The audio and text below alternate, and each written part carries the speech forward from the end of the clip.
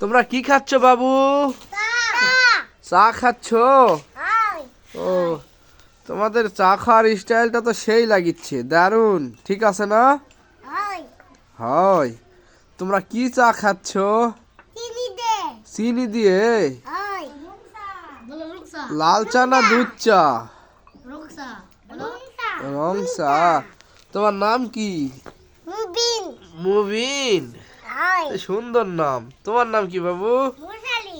মুরসালিন। আর তোমার নাম কি? শালিহান।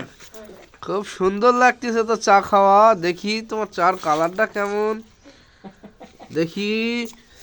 ও, সেই চা।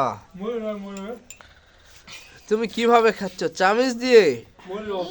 এটা কি নতুন স্টাইল? ঠিক আছে।